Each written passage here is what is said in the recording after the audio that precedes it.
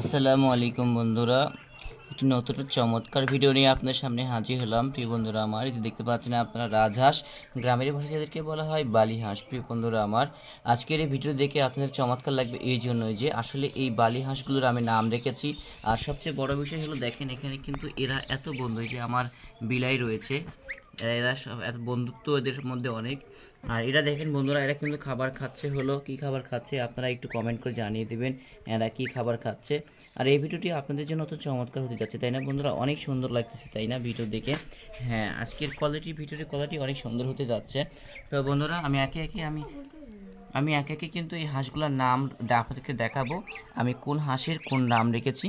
তো প্রথমেই আমি যে হাঁসটি তো আপনাদেরকে দেখাতে যাচ্ছি, এর নাম রেখেছি বন্ধুরা আমি সততা। এর নাম রেখেছি হলো সততা।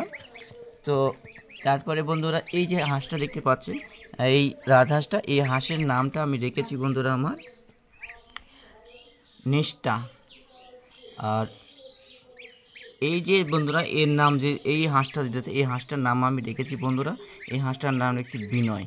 সততা, নিষ্ঠা আর বিনয়। আসলে এদের নাম দেওয়ার অর্থ হচ্ছে এটা আমার প্রচারণার একটা অংশ।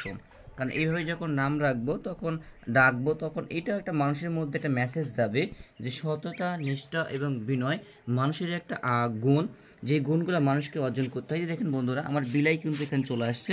আমার এই ম্যাওটা অনেক সুন্দর কিউট, এই যে দেখতে পাচ্ছেন ম্যাও। এর সাথে সাথে আমার মা, এই তো আমার মা চলে আসছে। এই যে আমার মা ফাতিমা জোহরা, ফাতিমা আহমদ।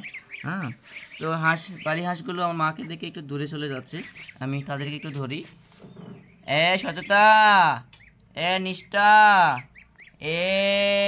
বিনয় করে তোরা। সততা এটা হচ্ছে এটা হচ্ছে কিন্তু বিনয়, এটা হলো নিষ্ঠা, আর এটা হচ্ছে কিন্তু বন্ধুরা সততা। কিসমিস দেওয়ার জন্য রাখতেছে।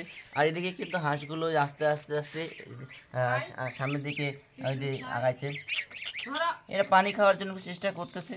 এই যে দেখেন বন্ধুরা আমার,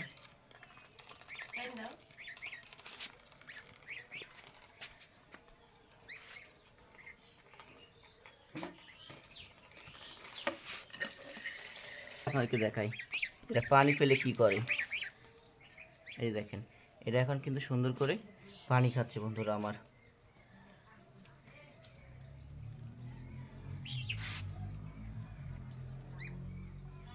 অনেকে বলে যে বিলাই নাকি হাঁসের বাচ্চা মুরগির বাচ্চা ধরে খায়। প্রিয় বন্ধুরা আমার, এটা কখনোই না। তখন কোনো প্রাণী তখনই অন্য জিনিস খায়, মানে খাদ্য শ্রেণীর পরিবর্তন করে তখন যখন তারা খাদ্য না পায়, তখন সে কী করে অখাদ্যকে খাদ্য হিসেবে গ্রহণ করে। বন্ধুরা আমাদের পাশের বাড়ির বিড়াল, কুকুর এদেরকে যদি পর্যাপ্ত পরিমাণে খাবার দেন, ন্যূনতম খাবার দেন যদি, তাহলে কিন্তু এরা কিন্তু আর এই মুরগি, হাঁস এগুলো ধরে খাবে না। প্রিয় বন্ধুরা খাবার না পাওয়ার কারণে কিন্তু এরা করে।